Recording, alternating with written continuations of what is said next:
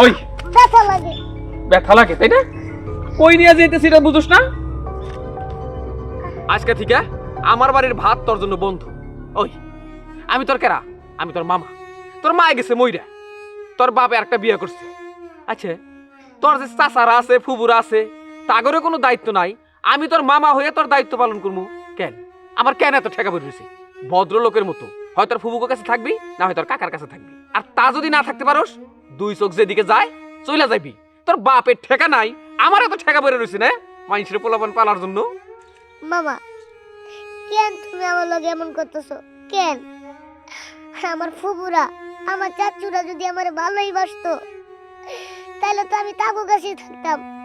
আমি তো আর তোমার কাছে পড়ে থাকতাম না। মামা, তুমি আমার হেগো কাছে দিও না, হেরো আমার অত্যাচার করবো। আমি মনে করি আমি তোমার কাছে আছি, অনেক ভালো আছি মামা। ও মামা, আমি তো বাইরের কেউ না, আমি তো তোমার নিজের বোনেরই পোলা। কেন তুমি আমার লগে এমন করতেছো? তোমার ঘরে আমার একটুখানি জায়গা দিও মামা, যাতে ওই জায়গায় আমি থাকতে পারি মামা। আমার খেদাই দিও না। আমি তোমার কথা দিতেছি মামা, তোমার বাড়ির সমস্ত কাজ আমি করে দেব, তোমার কিচ্ছু করতে হইব না। খালি শুধু মামা একটু, আমার খালি একটু তোমার থাকার ব্যবস্থা করে দাও। ওই দেখ, তোর এই চোখের পানি তোর বাবার মনি গলাবার পারে নাই। আমি তোর মামা, আমার মন গলাবো কি কইরা? তোরে লইয়া তোর মামির লগে দৈনিক ঝগড়া করা আমার আর পোষায় না, আমার জানে আর কুলায় না। তোর ফুবুকুর কাছে দিয়াহি, হেরা যদি না রাখবার চায়, ওই বইলার ব্রিজ থেকে একবারে পানির মধ্যে ফালাই দিয়ে থুয়া শান্তি হয়ে বাড়িতে যাবো। চল যাই। মামা, কই এই বাড়ির ওই বিবেক সারা মানুষগুলো কই? কি হইছে? আয় একবার মাথা উড়ে ফেলাইছেন বাড়ি ঘর চিল্লাইয়া। বাড়ি কেন মাথায় তুলুম না? এটা কেরা? ওইটা আবার কে হইব? পুরা কপাইলে ভাইস্তা আমার। ওরে আবার এই বাড়িতে নিয়ে আইছেন কে? আপনার কাছে রাখতে পারেন না? কেন নিয়েছি বুঝেন না?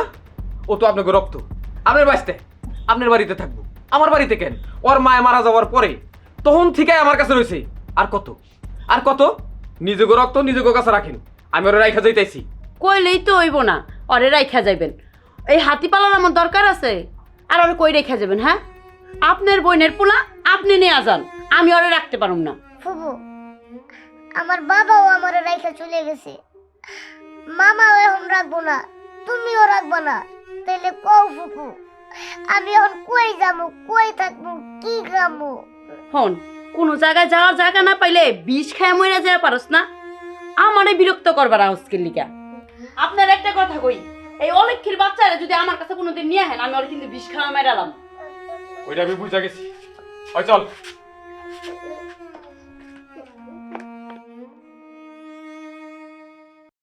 দীপুর চাচি বাড়িতে আছেন না? দীপুর চাচি বাড়িতে কে?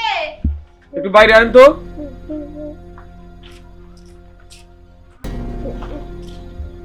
আপনি কেমন আছেন? হ্যাঁ আছি তো ভালোই। আপনি তো দীপুর চাচি। হ্যাঁ, আমি দীপুর চাচি। কি কইবেন হেডা কর, এত বেহেক্কা ভাল লাগতেছে না। জানি আপনাকে ভালো লাগবো না, তাও আমি কইতাছি। দীপুর মা মারা যাওয়ার পরে দীপু আমার কাছে মানুষ হইল। দীপুর বাপে আরেকটা বিয়ে করলো।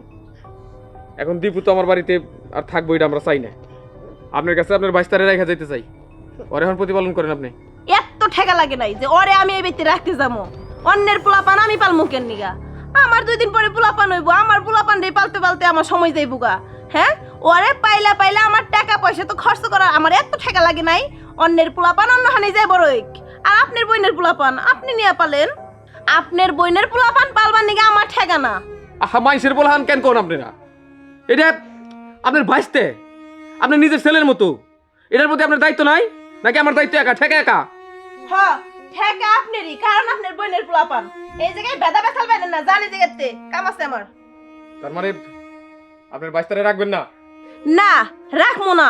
তারপরে যদি আপনার ভাইগনারে আপনি এই ব্যক্তি জোর করে রাইখা যান, তাহলে কালকে সকালবেলা ওর জানাজা পড়তে আইন। থামেন! লজ্জা করেন এই কথা কইতে? আরে লজ্জা করবো কি? ভালো মানুষ যারা তাগো তো লজ্জা থাকে, মানুষ যারা তাগো লজ্জা থাকে।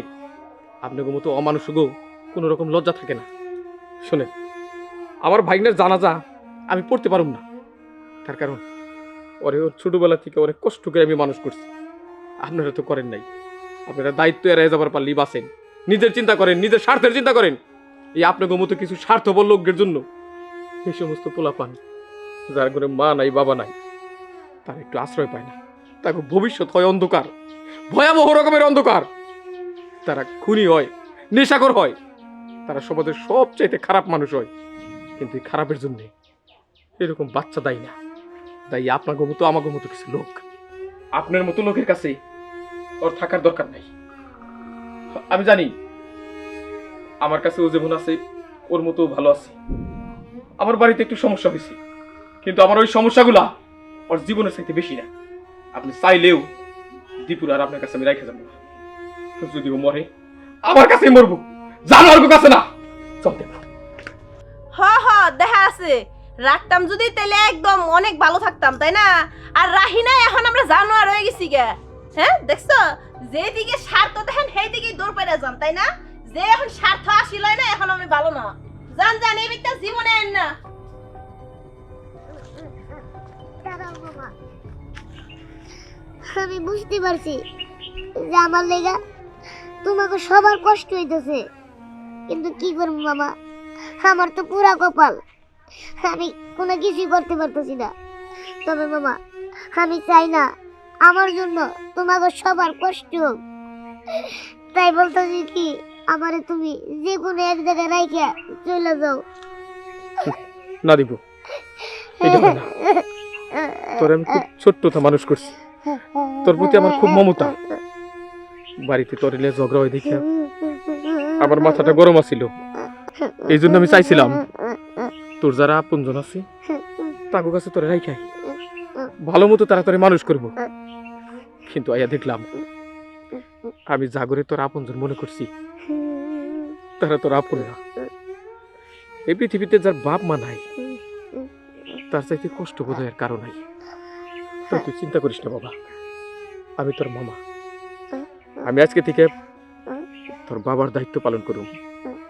বাড়িতে যা ইচ্ছা তাই হয়ে যাক, কিন্তু তোর মতো একটা অবশ্য শিশুরে আমি বাইরে ফালাইতে পারি না, তার ভবিষ্যৎ নষ্ট করবার পারি না। তোর রক্ত তোর দায়িত্ব পালন করে নাই, তাতে কি?